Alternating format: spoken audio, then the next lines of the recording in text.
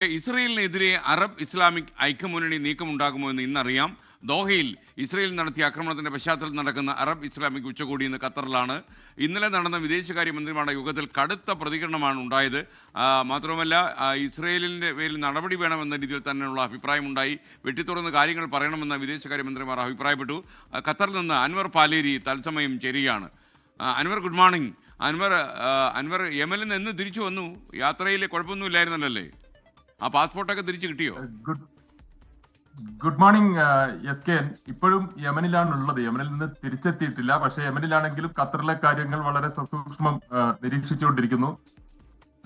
Passport ഇന്ന് തിരിച്ചു കിട്ടും എന്നാണ് വിശ്വാസം. 2-3 ദിവസമായി അതിന്റെ പിന്നാലെയാണ്. അതുകൊണ്ടാണ് നിമിഷപ്രിയയുടെ മോചനം ഉറപ്പുവരുത്തിയിട്ട് പാലേരി അവിടെ നിന്ന് യാത്ര ചെയ്താൽ മതി, അവിടെ തന്നെ തുടരുക.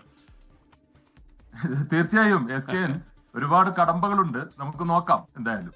ഓക്കെ, നല്ല കാര്യം. അപ്പോൾ നമുക്കിനി നമ്മുടെ ഈ ദോഹയിൽ നടക്കുന്ന വിദേശകാര്യമന്ത്രിമാരുടെ സമ്മേളനത്തിലെ തീരുമാനത്തെക്കുറിച്ച്. എസ് കെ, ഇന്നാണ് ശരിക്കും ഉച്ചകോടി ആരംഭിക്കുന്നത്. ഇന്നലെ ഇതിനു മുന്നോടിയായി വിദേശകാര്യമന്ത്രിമാരുടെ യോഗം ചേർന്നിരുന്നു. അതായത് അറബ് ഇസ്ലാമിക് ഉച്ചകോടി ഇന്ന് വളരെ സുപ്രധാനമായ ഉച്ചകോടിയാണ് ഇന്ന് നടക്കാനിരിക്കുന്നത്. 21ഓളം ഓർഗനൈസേഷൻ ഓഫ് ഇസ്ലാമിക് കോർപ്പറേഷനിലെ 21ഓളം നേതാക്കളും അതുപോലെ തന്നെ അറബ് ലീഗിലെ നേതാക്കളുമാണ് ഉച്ചകോടിയിൽ പങ്കെടുക്കുന്നത്.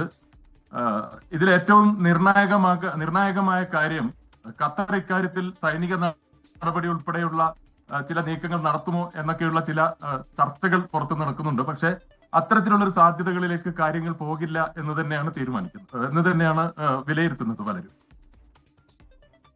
Okay, thank you. ലോകത്തെവിടെയായാലും ഏത് സമയത്തും 24 വാർത്തകളും ഓഗ്മെന്റഡ് റിയാലിറ്റി പാക്കേജുകളും എക്സ്പ്ലെയിനറുകളും വിശദമായി കാണാൻ ഞങ്ങളുടെ യൂട്യൂബ് ചാനൽ നിങ്ങൾക്ക് സബ്സ്ക്രൈബ് ചെയ്യാം.